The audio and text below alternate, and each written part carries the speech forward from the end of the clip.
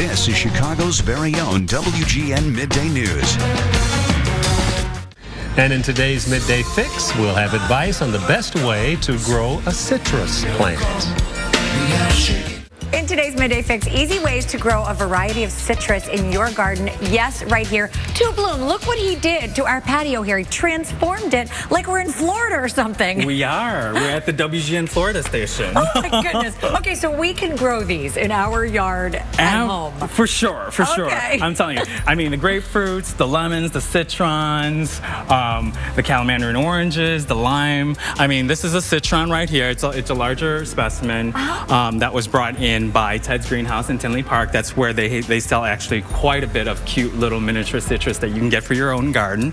Okay, now when the weather turns to Chicago weather, we have to be able to put this somewhere, right? Right. So again, this is a larger variety, but if you have a very big house. Yes. and there are small miniature varieties, as you can see here. This actually is one of my favorite and easiest to grow. This just actually came from Mom's house. Oh, look at this. It's a calamandarin orange, and if you would smell it right when you harvest it. Oh, is that wonderful? It's amazing. It makes great lemonade. You can cook with it. These are lemons. This is not ready to eat. It smells so good now. It's sour. Okay. It's sour, so it's very lemony, but it is ready to eat. So, wow. But you don't want that tart face on the news station right now. So. Thank you for protecting me here. This is a Meyer lemon. They're small like this, but they have full size lemons. Okay. Another variety that's very easy to grow. So I like using planters like this because again, this is called a square foot planter. It's easy to pop these citrus trees in and bring them out back inside once you're done with them. So the planter is important. And what about the soil? Do you have to use different soil? The soil is also very important. You need well-drained soil. Usually succulent and or cacti soil is a good mix for them. But they have specialized citrus soil. If you buy them, you go to the garden center or hardware stores, they have them. Okay, and then you have an interesting way of pollinating these to help. I do. I want to hear about that. I do, and right over here, I'll show you over here. We're back. I'll give you this. Okay. Got a little brush. And promise these are clean. Yeah.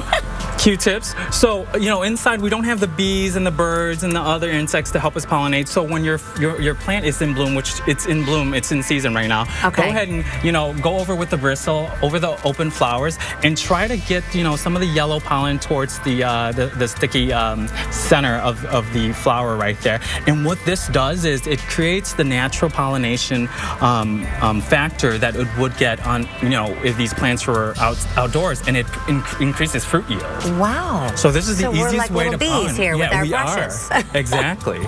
So again, these are great. They do well. As you can see, these are in very small containers, and they're going to be full of lemons. These are Meyer lemons, variegated Meyer lemons from Ted's Greenhouse. What is the most hardy of all the citrus? Of all the citrus? For someone like me who does not have a green thumb. Meyer lemon, calamandarin orange, or kumquat. Okay. So those, and you can start them in the summer and then bring them in the winter, or would you suggest vice versa?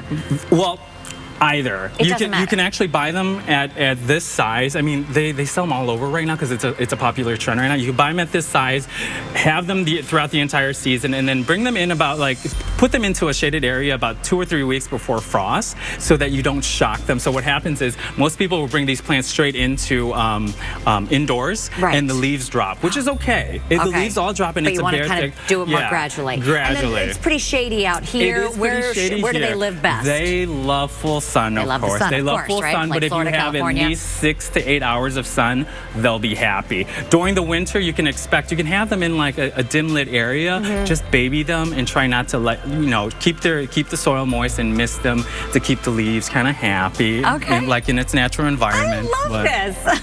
I definitely want to do this. This is wonderful. Thank you for really transforming our patio here, and all the great advice. You're fabulous too. For tons of garden tutorials and tips, you can visit tobloom.com, and we'll of course have a link on our webpage at WGNTV.com/midday. This is great. I'm going to try this.